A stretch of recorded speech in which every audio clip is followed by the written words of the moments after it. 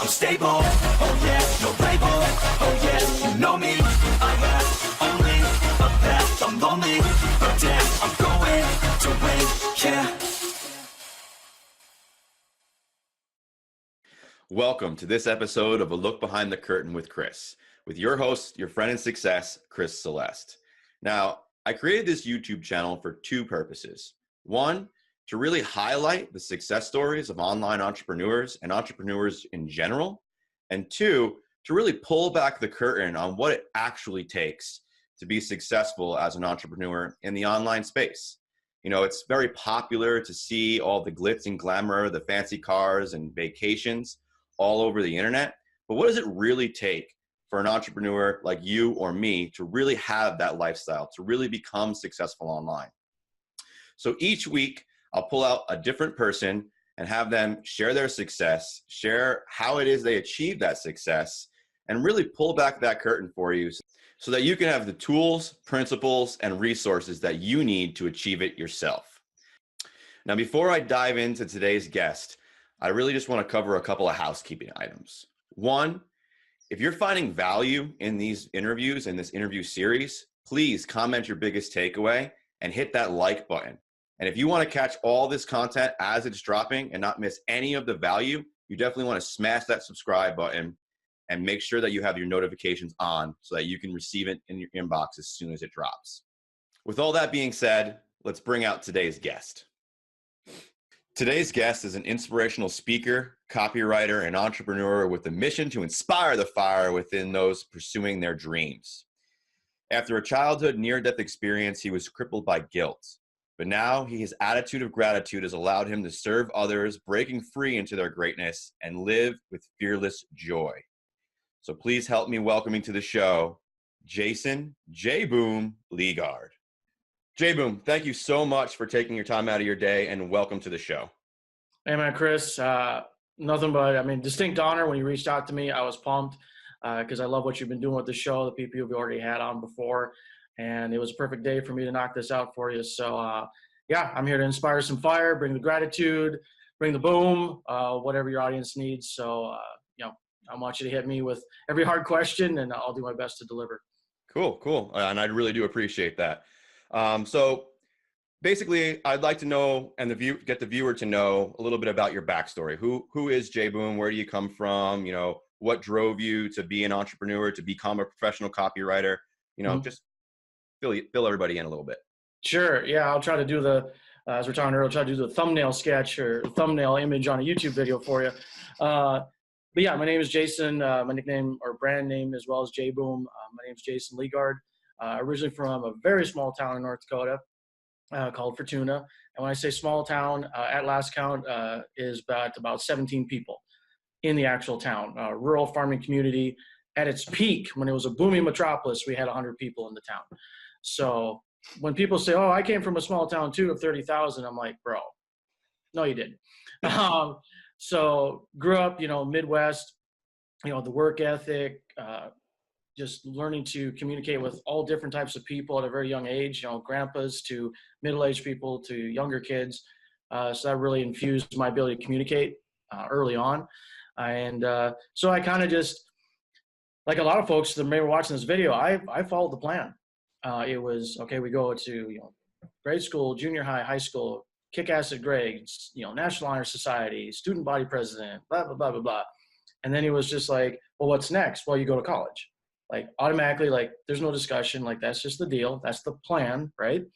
Go to North Dakota State University, go Bison, and graduate with a double major, bachelor's in speech communication as well as mass communication. So like broadcast, public relations, advertising, the whole kit and caboodle. Graduate, and then all of a sudden something weird happened in my head and heart. It was like a new seed got planted, and I realized now it was the seed of entrepreneurship. I just didn't recognize that that's what it was, because all of a sudden I didn't really want to follow the path anymore. That was, the norm.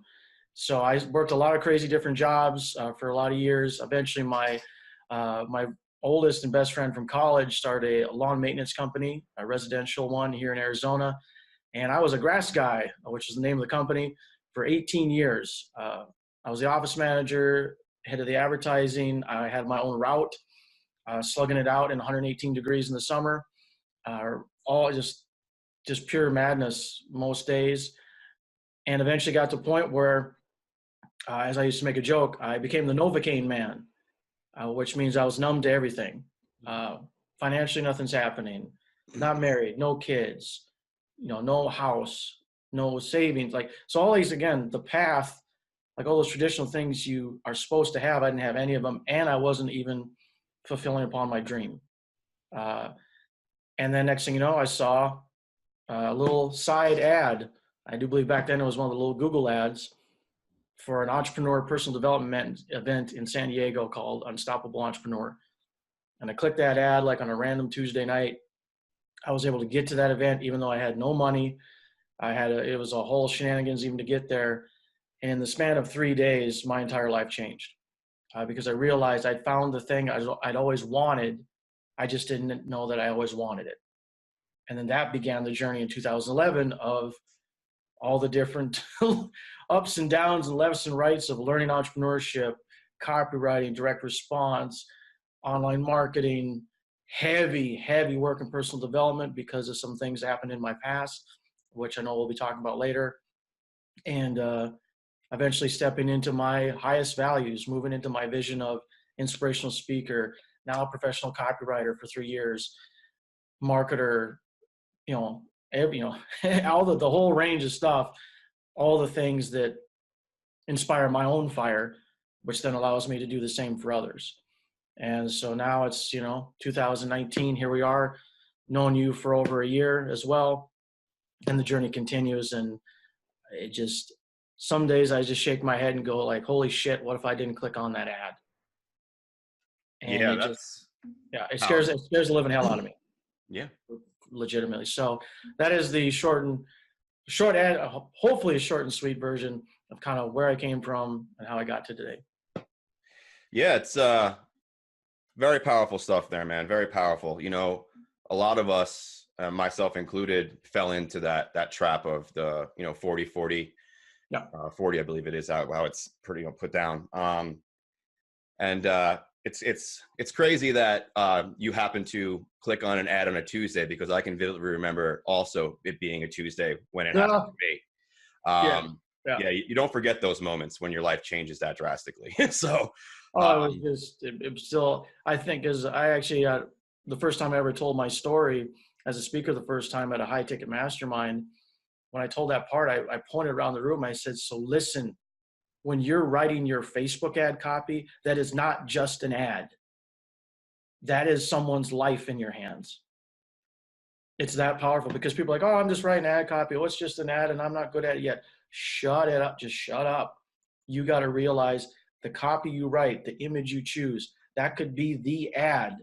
Like for me, that it changed everything. And not to put any pressure on people to write ads, but like respect it. Respect, I think a lot of people in our industry, Chris, as online marketers, we don't put enough weight and value on what we do. When you write copy in an email or you write the copy for the Facebook ad, like that is a life-changing portal for someone. So honor that process and own it and say, okay, I'm gonna write the best damn ad I can because there's another Chris, there's another J Boom out there that's dying slow. And I got to save them. And hopefully my ad will do it. So a little tangent there, but. No, dude, it's perfect. It's kind of a common theme, right?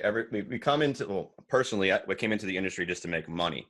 Yeah. But what we find is a purpose. And we realize that we're actually helping mass amounts of people set themselves free. Mm-hmm. And you hit on it perfectly, right? And the people that I know that are very, very successful in the industry look at it the way you just described it. It's not about, getting the ad out there because that is important, but it's about the lives that you're going to impact that really matter. And when people switch to that mindset, that's when you start seeing true success come and fulfillment, right? Because you're always just chasing the dollar. Once you get that dollar amount you're chasing, you're on to the next goal. You're on to that next dollar amount. But if your fulfillment, your mission, your vision is to help others achieve whatever success they want in their life. Every time you help someone, you're getting that. And that can be done repeated over and over consistently and become a business plan. So yeah, awesome, dude. But I just want to, you have a couple of nicknames. You got J Boom, but you're also the gratitude dude. Yeah. And I'm just kind of curious, man. I've never heard. How did you get that name? The J Boom thing? No, well, both. Gratitude dude actually, as well. Gratitude dude is kind of recent, just because my mom got me this awesome ball cap that actually says gratitude dude on it, and then it says life is good on the brim. So I've been rocking this on my kind of day-to-day. So that's kind of new. But the gratitude aspect, I have my catchphrase I say at the end of every one of my live videos: gratitude is the attitude that gives our dreams altitude. And when that phrase kind of popped in my head during this whole entrepreneur journey, it was literally the beginning of a progression in my personal development, dealing with a lot of tough stuff from my past at a very, very young age, because I'd been living with a survivor's guilt since I was just over 3 years old. And this shift, and you've heard it a lot, folks, I'm sure. You've read, all these different personal development books, and you hear about gratitude, and you're just like, yeah, like whatever. They always say thank you. But that idea of gratitude, like, it's what shifted me out and allowed the new things to happen. And if I don't make that shift, like it scares the hell out of me where I might be today. The J Boom thing actually started from that very first event. I got to the event. There was a friend of mine I had met online, and she was going to be there. And so we go through this whole event for 3 days, and I leave, and people are sharing their photographs and stuff like we do. And every time she'd comment on one of my pictures, she'd be like, J Boom, blah, blah, blah, J Boom, J Boom, J Boom. And then finally I messaged, I'm like, what in the hell are you talking about with this J Boom shit? And she goes, well, that's who you are. I go, okay, gotta explain. And she goes, every time you walked in that room, you were like a fireworks show.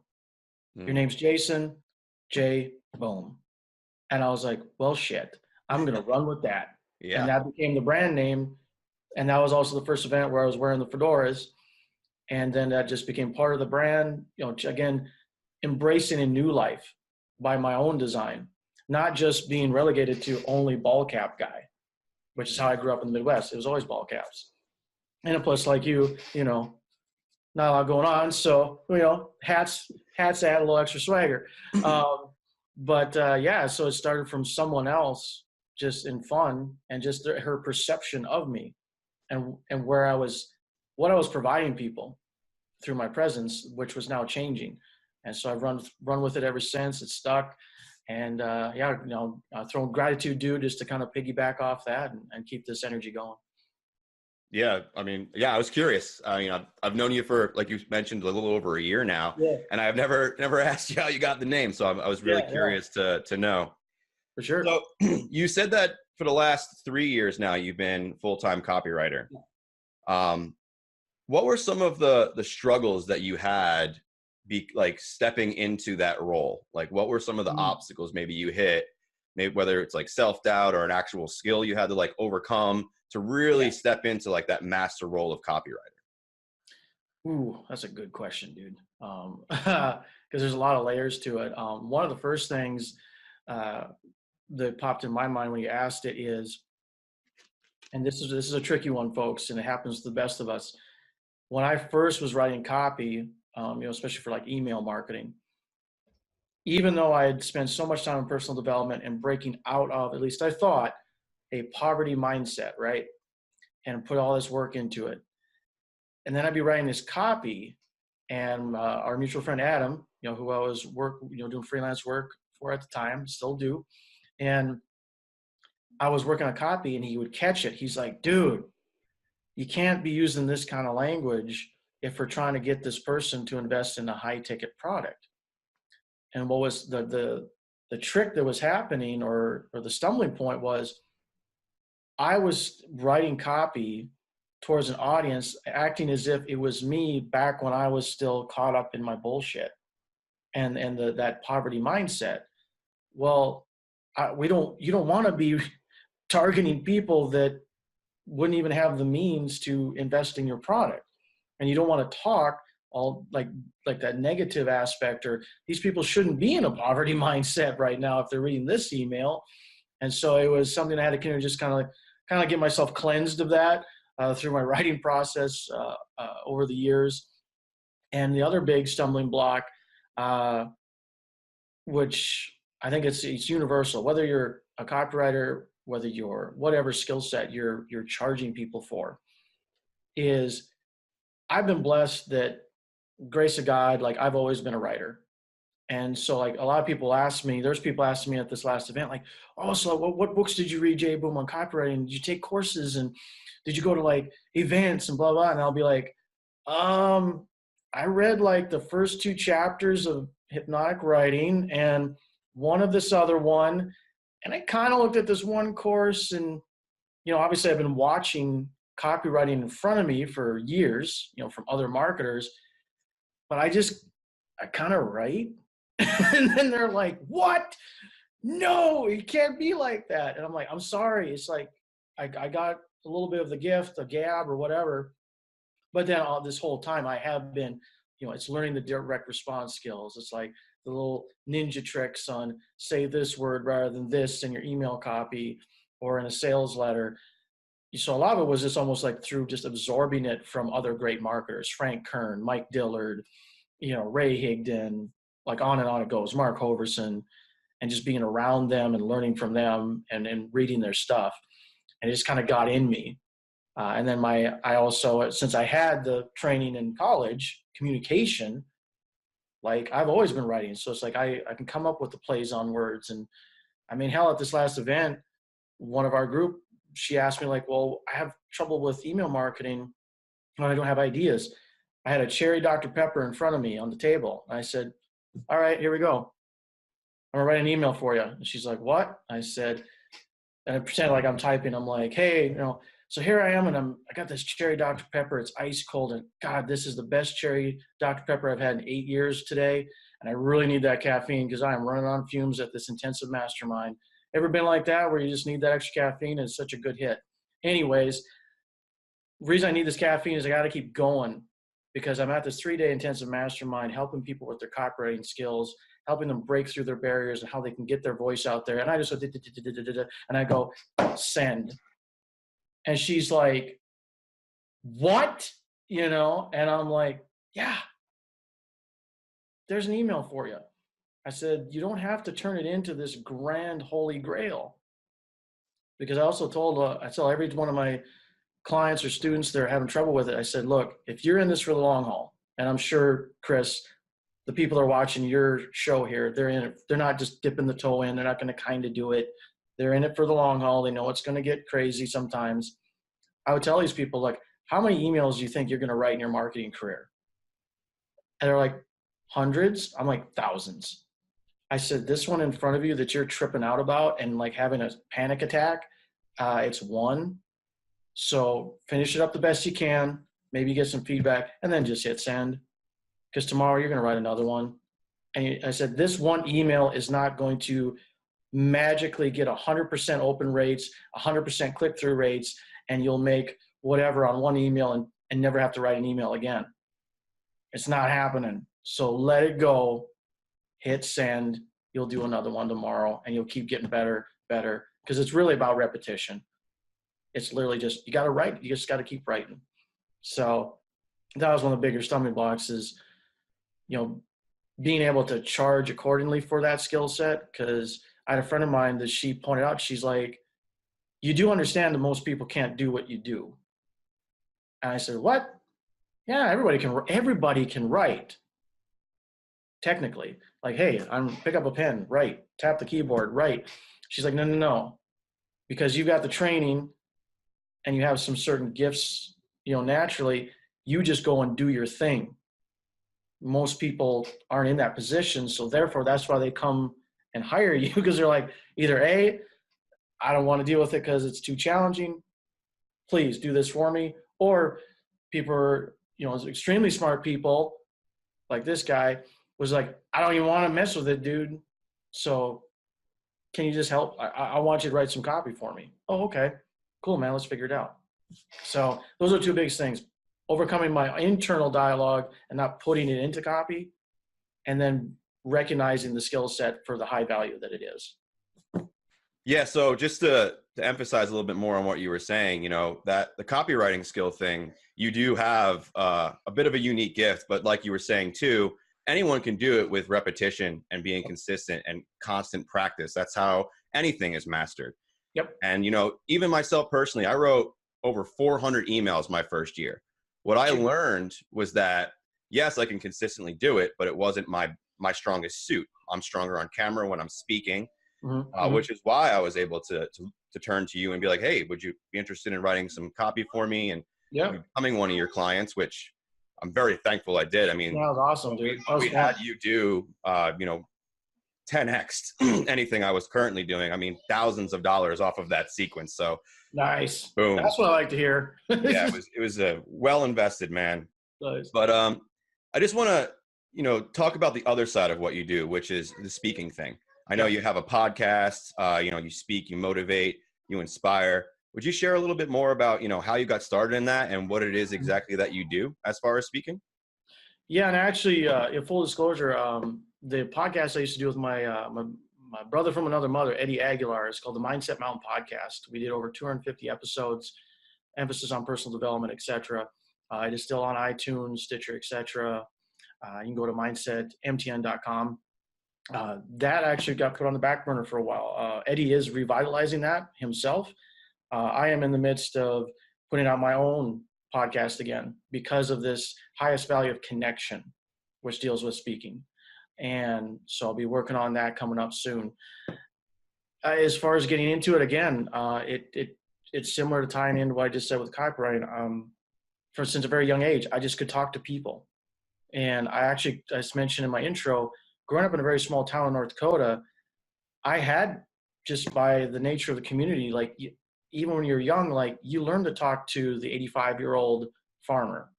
And then you also talk to the, 28-year-old, new mother, and the family. And then you had your own buddies that were your age. And then you talk to the young kids who were 4. So like the ability to speak to literally anyone was just like part of, I guess, growing up. And again, kind of this gift of gab. I was blessed with it. My mom and dad used to say, "Oh, how's Motor Mouth doing?" Because it's just been, go, go, go. But also again, back to the training. It was my focus in high school. Double major in college. So there's the training aspect too. But probably the biggest reason why the speaking is so vital to me, and it is my ultimate vision. And I'm in the process of finally fully embracing that vision on a much more intense scale. There's gonna be a lot of work involved, obviously, but I had a very unique experience going through some coaching with a gentleman you know very well, Jonathan Sugai.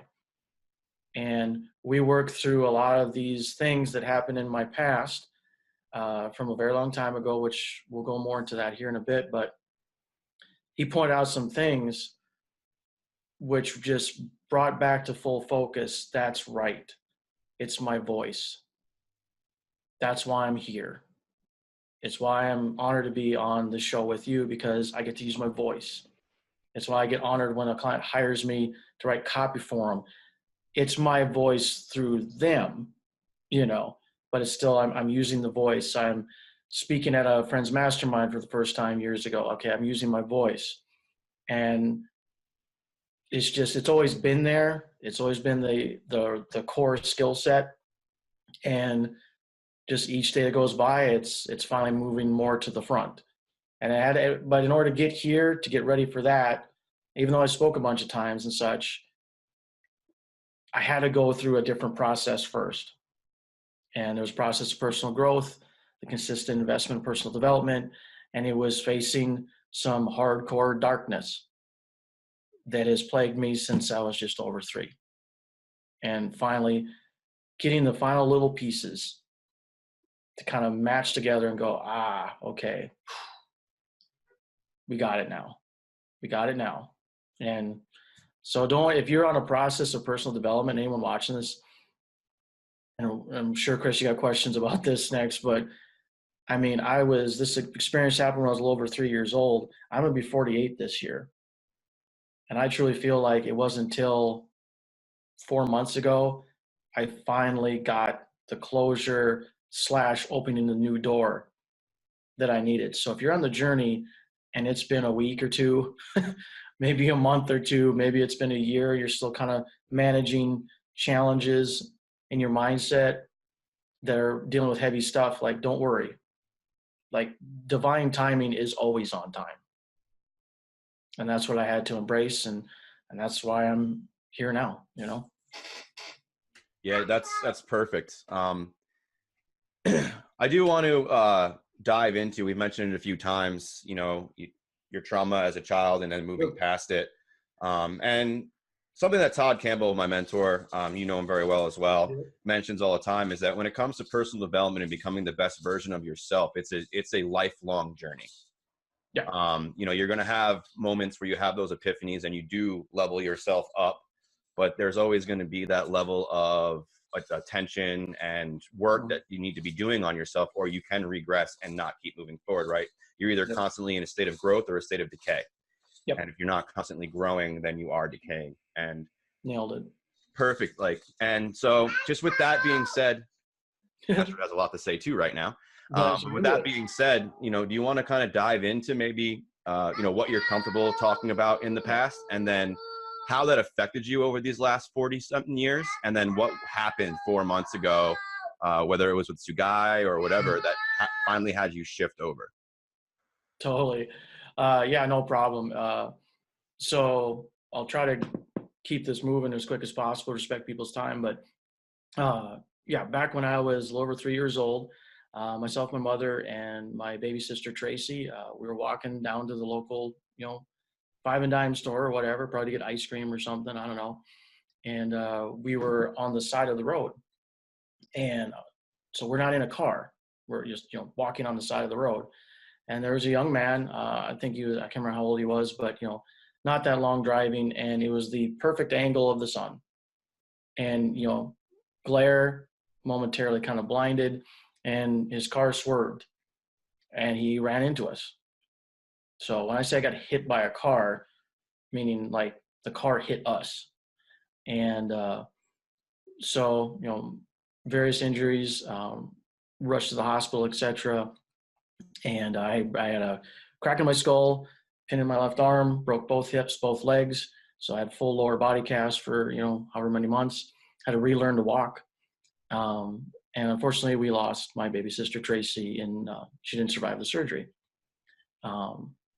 And, you know, my mom also had injuries. And so we recover, you know, we move on.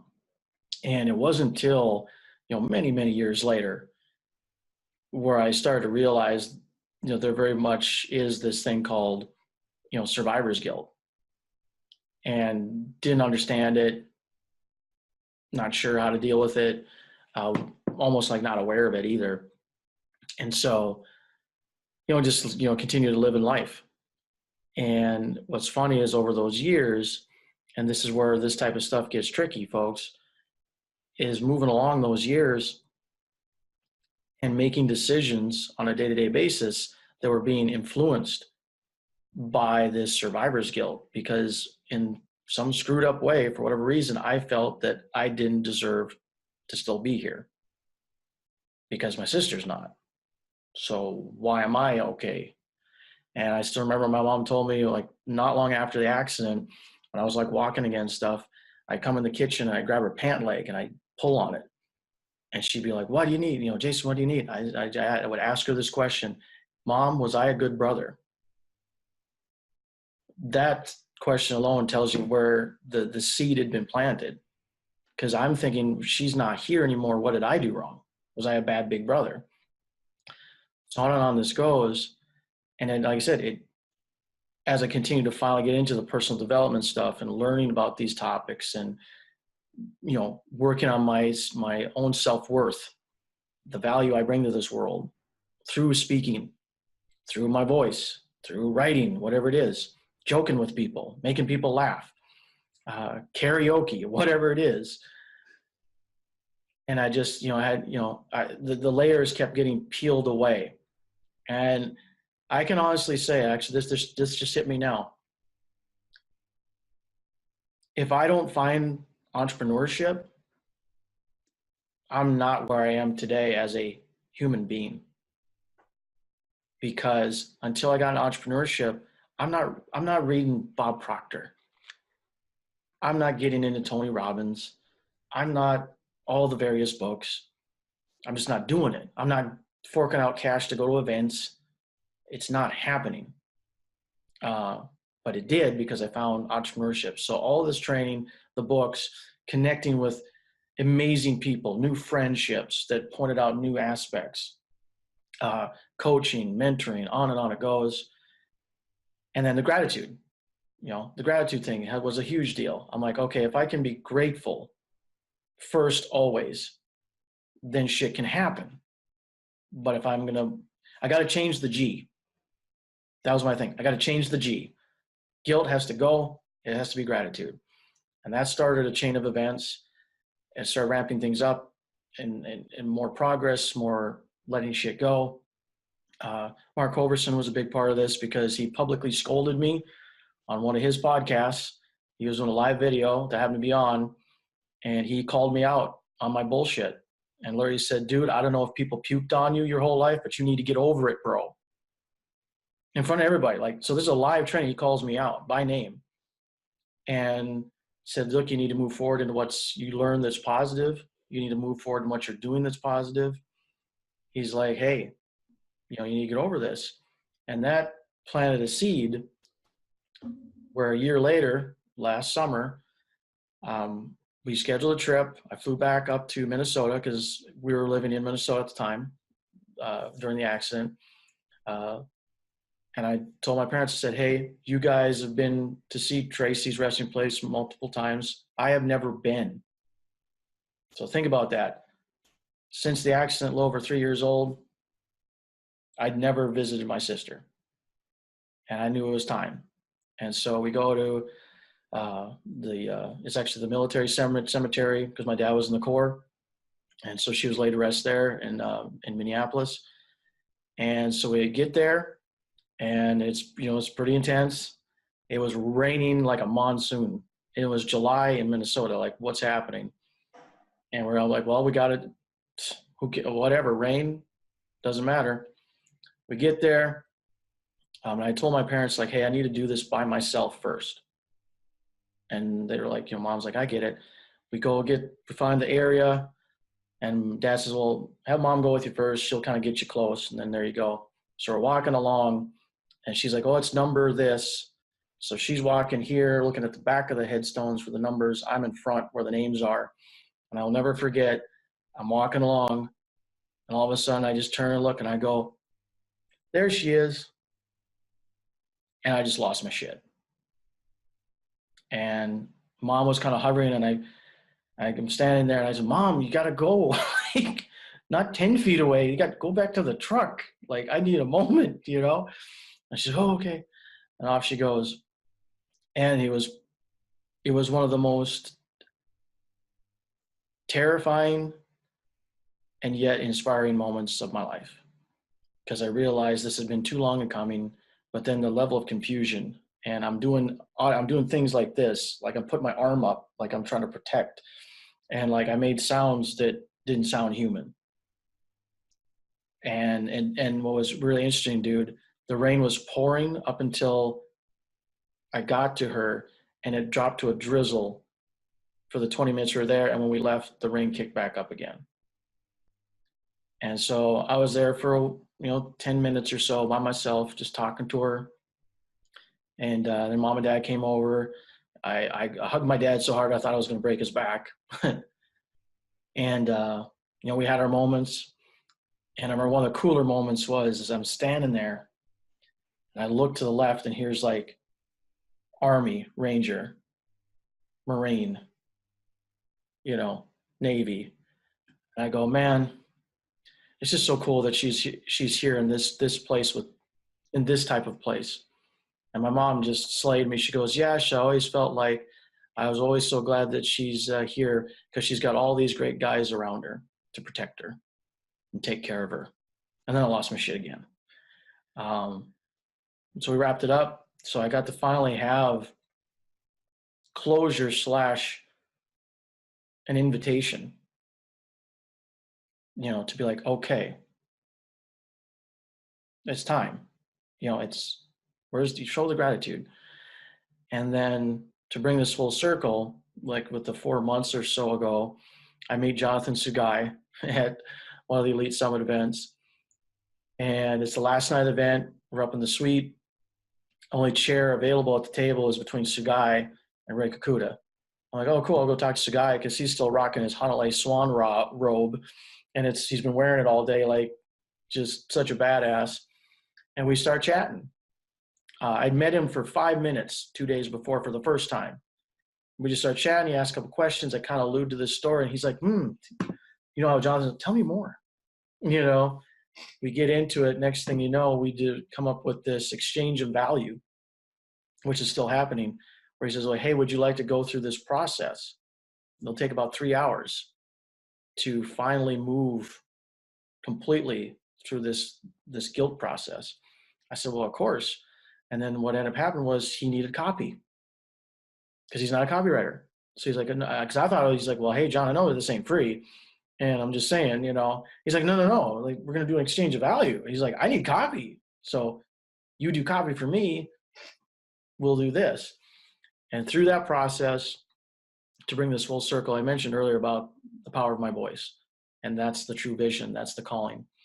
As we work through this process, and he kind of had me do this almost like time traveling to different parts of my life. When he asked me to go to the accident, he said, I want you to go there. Can you see it? And I tried for like 5 minutes, said, I got nothing. And he goes, oh, okay. He's like, well, go to the cemetery. Tell me what that was like. We're going through all this stuff. And then how he broke it down, he says, you know what I think it is? He says, you were how old? I said, just over 3. He said, okay, you're so young, the brain probably couldn't process the information fast enough. And plus you said you got hit from behind, it sounds like. And I said, I think so. He goes, okay, so then you don't even see it coming. So he says, what I'm thinking is, and then he reminded me that something I'd revealed. When the accident happened, I actually died. And there was an off-duty officer that lived in the house, literally like, here's the road, here's his house. And he came running out and gave me CPR. So if he's not home, which I just found out lately, his shift normally was the opposite shift. He normally would not have been home. And if he's not there, I don't even make it to the hospital. And so he reminded me of that. He goes, well, wait a minute, you said that you actually passed away. And I go, yeah. He says, he says, you got thrown into the void. That's why there's nothing. And he goes, but how about this? Everything we've discovered, it says, what if the void brought you your voice? Which ties into your gratitude and why you're here and the vision and the calling. Because he says, I don't know about you, but he sounds like every single time you've either pulled yourself out of danger or felt empowered, it had to do with your voice. And he said, if that was the case, it also sounds like every time you use your voice, whether it's a video you do, whether it's in an interview, whether it's from a stage, you're trying to pull people out of their void. Because we all get stuck in them at some point. It could be the void of a job you absolutely despise and it's killing you slowly every day. It could be the void of dealing with the survivor's guilt. It could be the void of feeling alone. It could be the void of struggling in your business as an entrepreneur. We all can get caught in the void. It sounds like that's what you do. That's how you inspire the fire. It's how you bring the boom. You want to pull them out of the void, and you do it through your voice. I lost my shit for like the 4th time on that call. And I told him at the end, I thanked him so much. I said, Jonathan, I said, what's so beautiful about this experience and why it's now changing, I can feel it. When you don't have a definition on what the hell happened in your past, you're kind of just, you're flying blind. But once he put that definition, what if the void brought you your voice? I was like, oh, it's go time.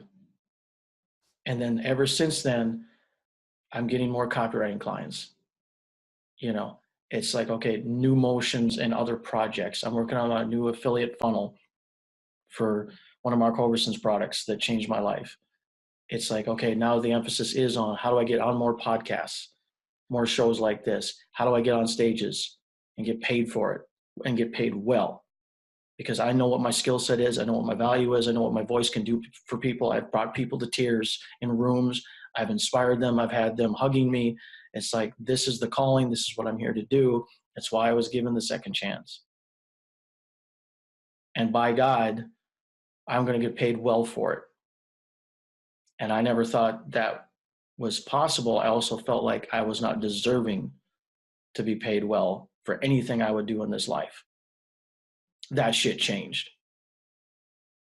And that's what I want every one of the people watching this, if that's the only thing you take from the time I spent with Chris, you've got a unique gift, you've got skill sets that you put in the work for, and some people can't do what you can do.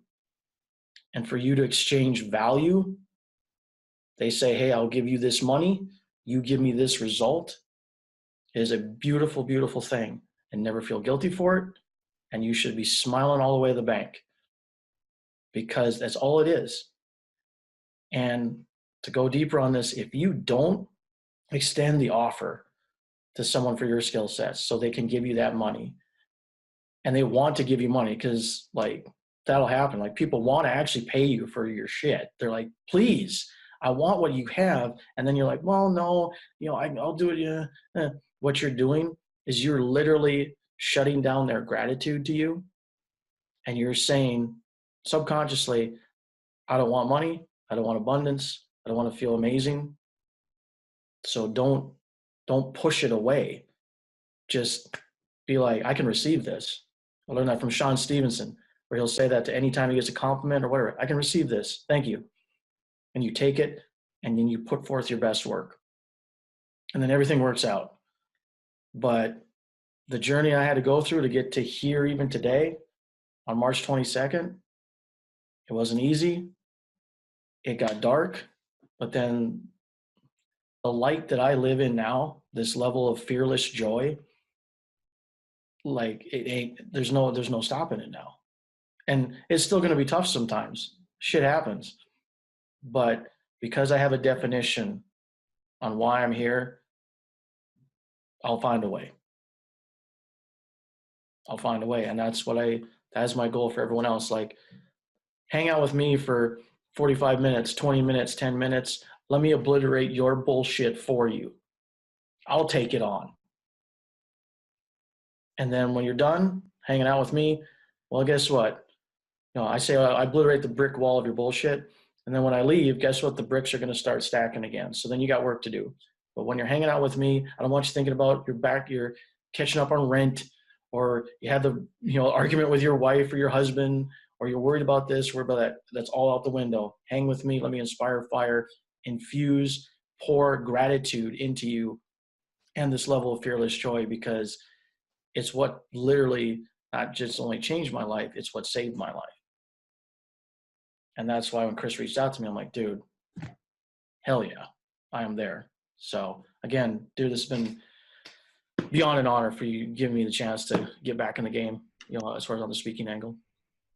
Yeah, I mean, I feel honored to have you here, man. That's not just because you have such a powerful story, but I've got to know you as a person, and how strong you are in yourself, and that what you really do bring to the table is extraordinary. So always remember that, brother. You are an extraordinary human being. I appreciate. I can receive that. I'll receive it again. So, but yeah, man, road trips to Vegas and stuff. We definitely hung out, and you got you got a powerful story of a whole different slant that just still blows me away. So that's why I was like, man, bring me on, dude. When are we doing this thing? Yeah. So, I mean, that's the first time I've ever heard the full story from start to finish. It's inspiring and powerful. I mean, I really do feel there's a resonate, like there's going to be like people that just resonate with that, because it's just to have power in yourself, but to kind of have that subconsciously being taken away by yourself. And then to be able to realize like, oh, wait, I had this greatness in me all along, but I didn't feel worthy. And then be able to rewrite that story like you were able to do, and then step into that greatness, step into that worthiness, step into that abundance that you now live in, the light that you now live in, as you say it, is amazing. Yeah. Whew. Yeah. I was looking at you a couple of times too, and you're just kind of like, ooh, it's like he's going. Yeah, I mean, I had to walk away for a second just because, you know, Astrid needed something, but yeah, I have the volume turned on. I was listening, and even the part where you were just, you know, talking about walking through the graveyard, dude, my eyes were tearing up. I was just powerful. It's just the story is sad. It is. It's a sad story, but the power behind it brought goosebumps to my arms. It brought tears to my eyes. It's just so amazing to see, to know you today, and to know that was a part of your life, and that to be as strong as you are today, dude, is just, it's powerful and inspiring to even me. And I have been through something similar, but not nearly what you went through. I don't even want to compare, because that's just apples to oranges at this point. But, you know, I'd like to transition and talk a little bit about what are some of the things that living in the light has allowed you to do. What are some of the big wins that you have in your life right now, because you get to live in gratitude, live in your best version of yourself? Like, what are some of the things that you would consider to be huge wins in your life? Yeah. Wow. Let's see. A couple of them right now that kind of come to mind. One is from, speaking of Todd Campbell earlier, the Awaken event, because I had a chance to go to that. There was an experience there. And even just recently is just like big win wise. I'm like, it's so funny, because copywriting actually wasn't really the part of the game plan, you know, and when it comes to like entrepreneurship success. But now getting to know like guys like Cole Vandy, you know, DeMarco, other copywriters, and I'm just going like, you know what, this is fun. Like when I worked on your project, dude, I'm like, all right, I get all the background info from you. We do these couple calls, and I'm like, all right, how do I craft this? You know, how do I craft the messages that will speak through my client's voice properly, but then have the impact, like I said earlier, like that causes someone to read that email, and then they click and they take the next step, and then their life changes. And so recently, like working on especially email copy for new clients, where I'm like, all right, God, this is amazing, you know? And yeah, it pays well because it's a unique skill set, which again, going back to the self-worth, like, oh, that's right. You've put in training, you have the gift. It's not a normal thing. So yeah, it's pretty cool, dude. So those recent experiences of new clients coming to me, and like I told you about the cherry Dr. Pepper thing, where just to have this woman, like her eyes are burning into the side of my head as I'm just freestyling this email. And she's like, you know, that was genius. Like, oh my God. And I said, hey, I can receive that. Thank you. You know, thank you so much for that. It makes me feel good that my skill set is providing you that much value, you know.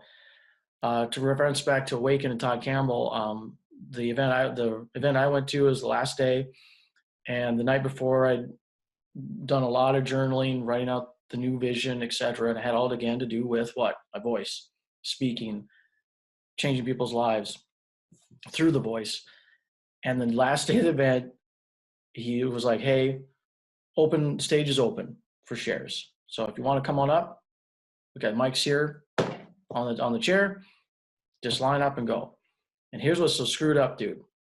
So I've just gone through 2 days of some of the most intense personal development work, all these breakthroughs, everything's rolling. 2 hours of journaling on the vision, which is to what? Be on stages, using my voice, inspiring the fire, getting in, connecting. Connection is my highest value, connecting with people. Oh, look at that. Here's a stage in front of like, I don't know, 180 people. There's the microphone. But I've done a lot of shares through that whole weekend so far. My mind says, you know what, dude, don't go up and get in line. You shared and took the mic at least 10 times this weekend already. Other people need the chance to speak.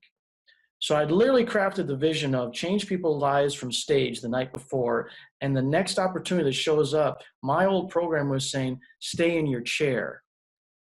You don't deserve to speak one more time.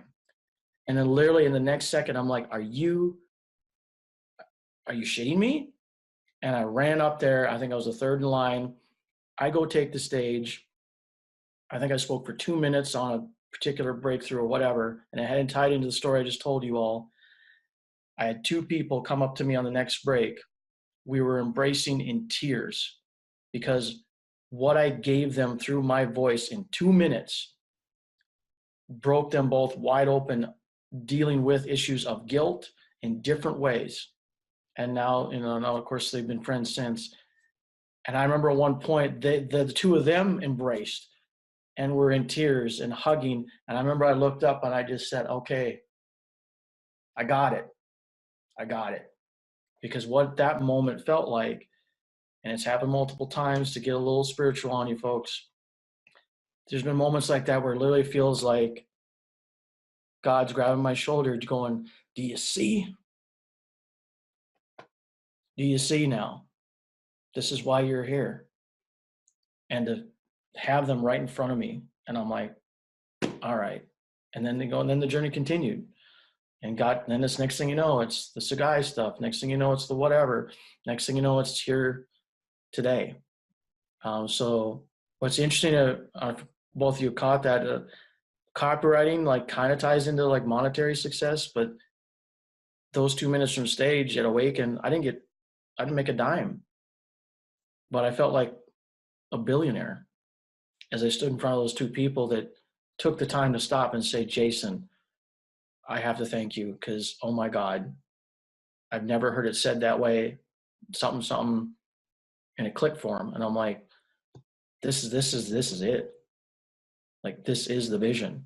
And now every day it gets a little closer and it gets a little bigger. Yeah, that's amazing. Like, so over the course of these interviews, I've talked to, over a dozen people now. Yeah. And one thing that's been a constant and really something that I truly love about being able to call myself a part of this community and just the online space and the people we keep close to us. Yep. Is we've all been able to make significant money. There's no doubt about that. And we're all, money is great. Mm-hmm. But when it comes down to it, the things that we remember, the things that we talk about, the things that impacted us the most were the lives that we changed, the people that walked up to us. At my Awaken, I stood up and I told Todd Campbell that I was going to use my voice and my knowledge and my life experiences to change people's lives from stage, and that he was going to teach me how to do it. Mm. And he said to me, then get on stage right now. Mm-hmm. And I jumped up there because I fully believe that you need to be uncomfortable to grow. Oh, yeah. But I couldn't say anything. I stood there and my knees shook. I was ready to throw up, but I got up there. Even though I couldn't say anything, I took the chance. Yeah. And he said to me, the next time you take this stage, you're going to be more prepared and you're actually going to say something. And I said, I promise you that. Damn. And, at the first Elite Summit was the first time I was ever really able to share my story on a grand scale. Yep.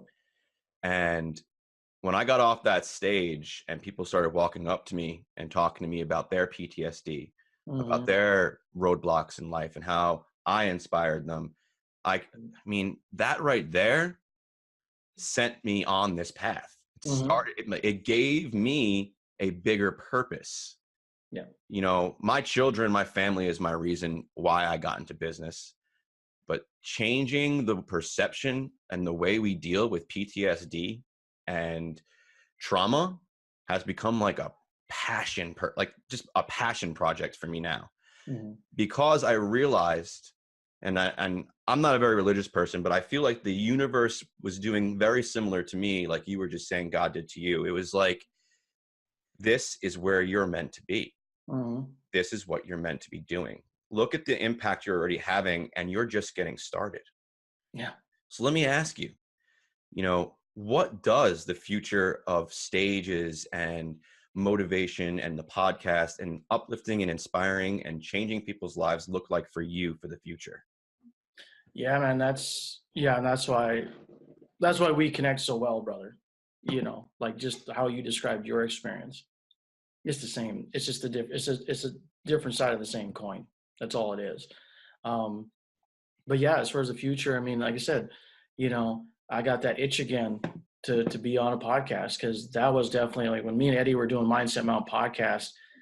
I mean, we heard the feedback, even though we were so focused on numbers, like, oh, we're not getting enough downloads. But like the people that were listening, they're like, dude, that podcast literally, like, I was in tears. Like, I couldn't believe that story that so-and-so told. We had heavy hitters on our podcast right from the jump, because again, my voice, because of how I networked with people. So I think episode 14, we got John Lee Dumas of Entrepreneur on Fire. We had Nick Unsworth of Life on Fire, because I was at one of his events.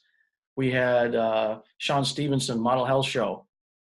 It's like, and becoming friends with these guys, and like, hey, and then I had the pleasure of being on Entrepreneur on Fire as a result of that. Episode 1111, and did my thing.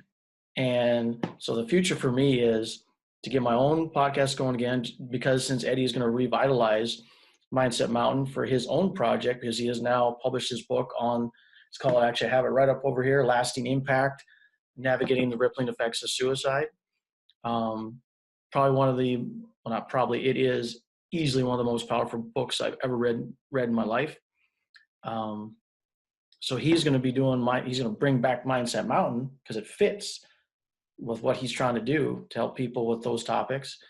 And then I'm going to be launching my own personal one, which will be, again, a bit on mindset, personal development primarily. As far as stages, dude, like, one of the things, and I think this is beneficial for people watching, when you get the ideas and you're just like for me, okay, I want to be on a stage, 30,000, 40,000 people, like Les Brown does, and these type of people, and just be like, just feel that come on, like, again, J-Boom, like, come out there and just be like, boom, and people are just like, holy shit, and they're like, what is happening? And they're laughing and they're crying and they're inspired. It's the whole range, right? And so when you see that big of the vision, right? Well, then you can, and that's just happened to me. Like, you get so caught up in like, well, I'm not even close to that yet.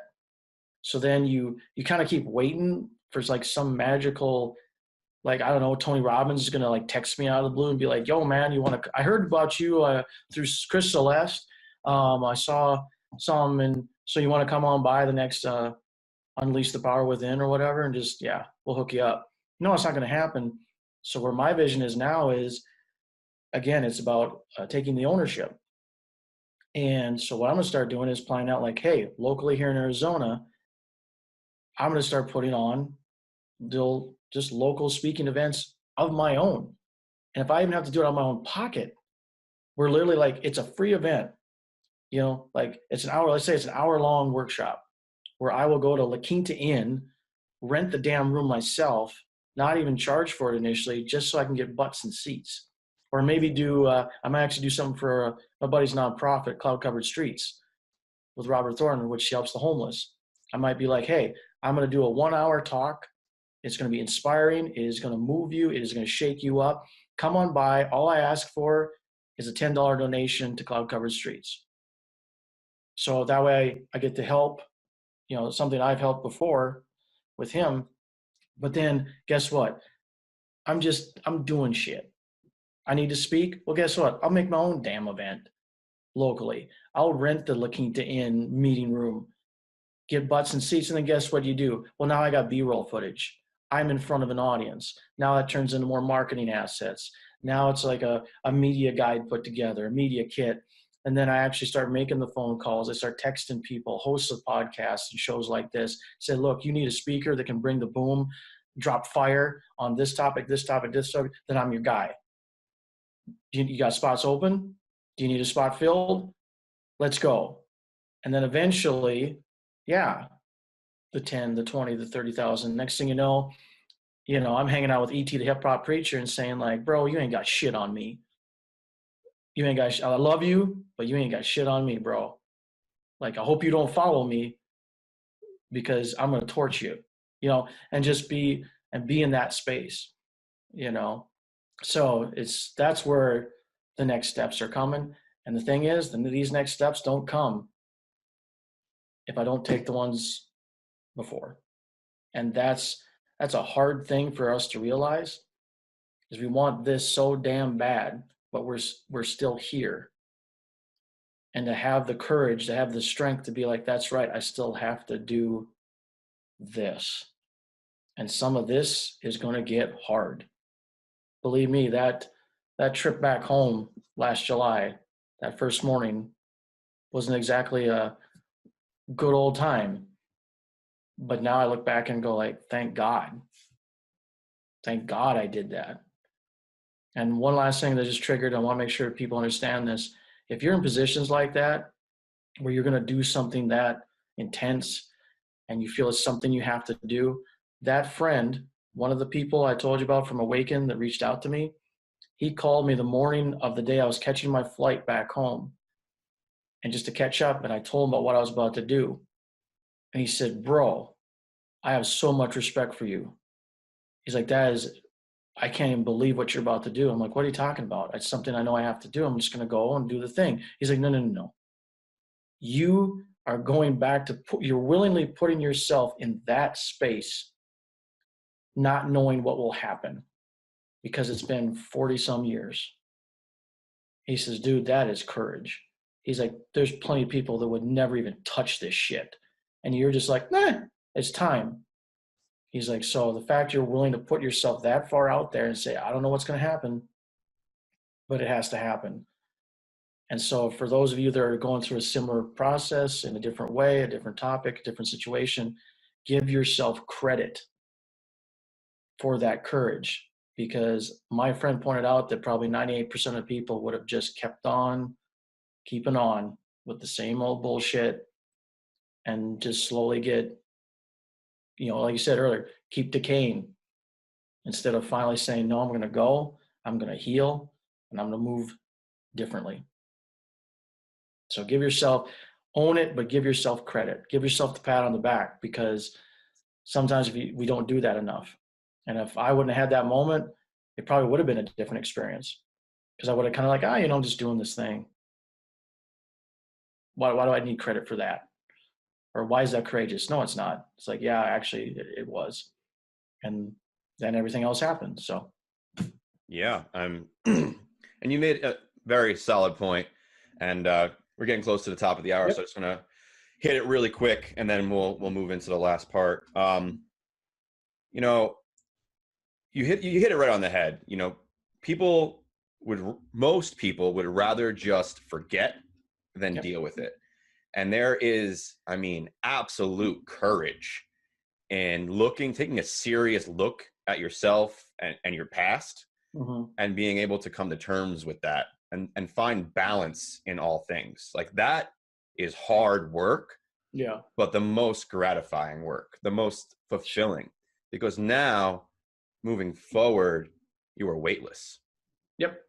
And that's, you nailed it. Boom. Very good, Johnson. Exactly. So just real quick before I close out the last part of the interview, would you mind showing the viewer Eddie's book? Because I'm going to put that in the description. But I want them to know what it looks like, so when they go to purchase it, because if you're dealing with any kind of trauma or suicides in your life, people, this is a book that will greatly help you. And it's a good read. So if you wanted to show them real quick, and then I'll make sure it's in the description for them as well. Yeah.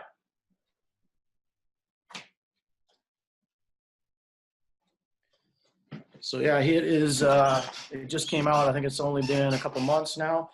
But yeah, this is what it looks like. The Storm, The Lighthouse, Lasting Impact, Navigating the Rippling Effects of Suicide, Edward V. Aguilar, Aguilar. This is on Amazon. You can either get it digital or this paperback version. I bought both immediately because I wanted to read the digital before it even released so I could get him feedback right away. And then actually I will be hanging out with him with my parents because he's got autographed copies for my mom. Because my mom, she donated a copy of each of this to the public library and the high school library back in Crosby, North Dakota. And when she went back, I think a couple of weeks ago, the one in the public library was checked out. Awesome. But yeah, it's on Amazon.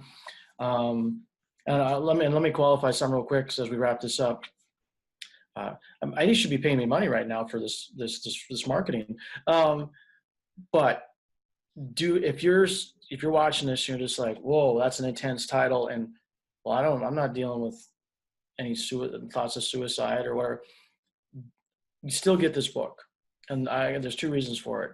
And when I read it, I've never been that close. Had dark times, but never been that close. This book isn't. Yes, there's a heavy emphasis on navigating that topic.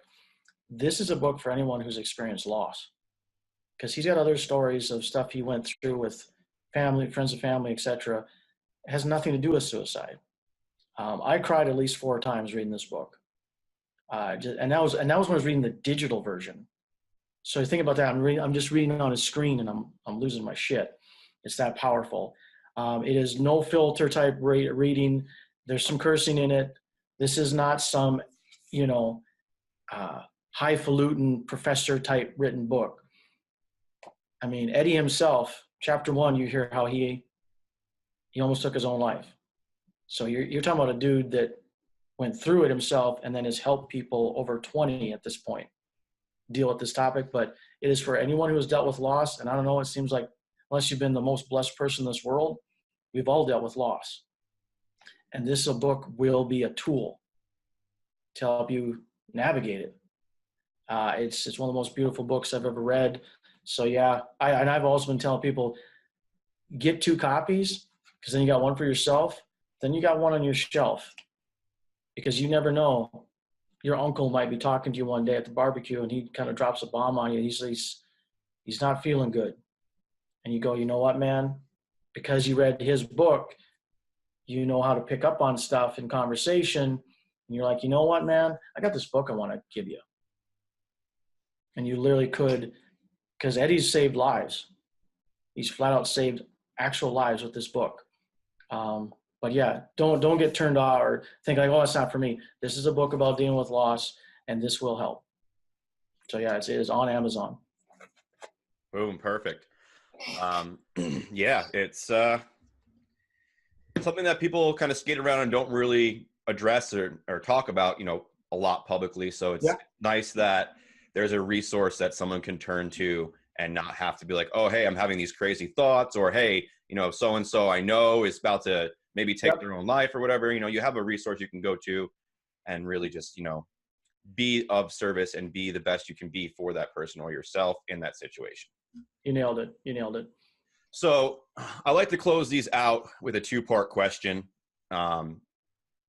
It usually has a lot to do with people being on the fence about getting started in the online space as an entrepreneur.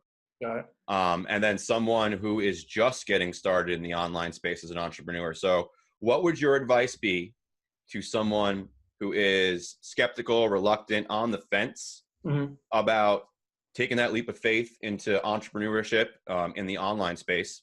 Yep. And what would you say to someone who just took that leap and they have all this information, this whole brand new world in front of them? What would you say to those 2 different people? 2 different audiences. Yeah, I love that's a great question, because it's dealing with the reality of people's lives, and facing it head on. For the person who is still like, oh, it's a scam. I see all these ads, or I see this Instagram story, and they're like, blah, blah. Actually, one of the last live events I was at, I actually did a live video about this. And actually, I heard a mentor of mine express it in a different way. When I look back at the fact that I got into this whole crazy game in 2011 as a blue collar through and through, grass guy, sweating my ass off, mowing yards, etc. People watching this, you might say, dude, you're just talking shit. Like, that's not true. I can honestly say, if I never, ever would have made a single dime from any affiliate marketing or, becoming a copywriter, creating my own info products, whatever, I would do it 10 times over, because we were talking about this earlier. It's about the connection. Like, the people that are in my life now that were never there before. I could keep just paying to go to events, paying to buy the courses, going through the steps, and not make shit. And I would still be like, I'm the wealthiest man in the world. I got this guy, I got this gal over here, I met so-and-so at this event. Like, we were hanging out and we had a 3-hour conversation about life at the bar over cigars. They got so deep and it broke my mind open to new possibilities. But there's no money changing hands. So if you're skeptical, because here's the thing. So you're skeptical. You're like, especially because it usually has to do with the money making part, right? Like, that's bullshit. Okay, well, how my mentor put it, he's like, let's say you want to get in network marketing and the starter kit, $500. He says, what if you got started and you got the same thing? You never made a dime in network marketing, but you met your best friend in the world for the rest of your life. Do you think that shit's worth $500? So that'd be my advice for the skeptic. That's your worst case. But if you put in the work, you learn skill sets. Next thing you know, like, oh, look at that. I got some side hustle money coming in, or I got this gigantic check that's floating behind Chris's head right now, whatever it is, right? Now, to the person who's just started, and it's like, holy shit, this is a lot. I got this, I got copywriting, there's paid ads, there's organic traffic, and then social media. You gotta cut yourself a break. And oh God, like, as I look back now, dude, like, I literally cringe at this thought, because it's just like, it's so basic. And if I literally would have just done that from the jump, I'd be so much further along. Learn the first few concepts from a good mentor, or you bought the course or whatever, and just apply even one thing and just rinse, repeat that shit. And usually the basics are what? Build your email list or an audience, provide value consistently, continue to talk to them, and along the way, make them offers. That's it. Are there all kinds of offshoots of the skill sets within that? Yeah. And there's a lot of high level stuff. But if you were just to get an email list going, you got your social media, you shoot live videos that tells them to go to your opt-in page to get on your list so you can send them emails and more value. And then in those emails, you say, hey, like, if you really dug this topic I share with you about blah, blah, blah today, the first personal development course I ever bought was this. If you're digging what I've been writing about, you might want to go take a look. Boom, you make a commission. And it's literally like, provide some value, make an offer. Provide some value, make an offer. Continue to build your audience. Done and done. All the extra stuff you'll continue to learn and implement as you go. But God, if I would have just stopped running around like a chicken with my head cut off, I'd be like 10x where I am now, just by building a list and doing those simple steps. So if you can have the courage to be like, put the brakes on every time you see the next thing, even though you want it so bad, and just give yourself a little extra time. Or if you are even getting the other stuff, cool, but just maintain that core, that basic thing, and just keep that running the whole time while you're learning and investing in the high level stuff. Like, you're going to crush. Like, something's going to break, because 98% of people won't do that because it's too damn easy. It's simple. They're like, what? All I got to do is that. Mm-hmm. No, it's got to be fancy, man. If I'm going to be balling online, it's got to be fancy. Not really. So it's part of what I'm revisiting for myself. I'm starting list building from scratch for myself, my personal brand, all over again. So when I said that to you, I'm actually saying it to me. So no call outs. I'm calling me out first because whoops, you know, so that's, you know, that'd be what I give the person, you know, just starting out. Perfect, brother. Thank you. And thank you so much for taking the time out of your day today. I know you got family in town, so it means the world to me that you were able to set aside some time and provide value to the viewers, to the audience. I really do appreciate that. Dude, it was, like I said, it was an honor when you reached out. I'm flying high right now. We're gonna have some brunch. I've got some bacon and eggs rocking, and then we're gonna head out, do some retail therapy for mom, etc. And we're gonna chill. And I think tonight's agenda, there will be some John Wick 2, I believe we'll be partaking of on the YouTube. You'll be proud of me. I finally watched the first one. Thank you. I was like, bro. I thought of you the whole time, dude. As soon as I saw it was on, I'm like, I probably should watch this. J Boom keeps raving about it. Dude. It was really good. I liked it. Come on, his name is John Wick. But yeah, it worked out perfectly. This was the first day of my some time off, much needed, and to me it was a perfect way to kick things off. I got a full night's rest, so I was ready to rock, fully recharged, and I mean, still kudos to you, man. I love what you're doing with the kind of revamp and the relaunching, you know, of what you've already been doing. I love the thumbnails you're using with that cool ass background, which I believe that must be from that other gentleman we know. Mm-hmm. So shout out to him. But I love the vibe, and I because I've also hosted podcasts, like I know the challenge it can be to ask the questions and how to maneuver and manage the conversation. You nailed it. It made it really easy for me to go where I needed to go for your audience today. So I'm stoked to see whoever else you're bringing down the line. And, you know, I expect, you know, I don't know, Dwayne "The Rock" Johnson on here or some shit. So, so there's always a possibility, right? Never exclude anything. Reeves. Never exclude anything. Yeah, we'll get Keanu Reeves on for you. Yeah, there you go. Have him do a little John Wick scene for us. But yeah, brother, again, just thank you, really. Of course, man. And to you, the viewer, always thank you for taking the time out of your day to watch these interviews. I know an hour could be a long time, and I really do appreciate you sitting through them and gaining the value. You know, if you did gain value from this, please hit that like button. And do me a big favor, please. You know, comment your biggest takeaway. It really helps me moving forward to know what are the impactful things that you're gaining value from, so that I can engineer my questions moving forward to get you the most value and the answers you're looking for. And if there is a question that's just burning in your head and you haven't got it answered through this series yet, leave that in the comment as well. And I'll be sure that for the next, you know, person who's qualified to answer that, it will get answered for you. And, you know, if you're interested in getting started in this online space, reach out to me.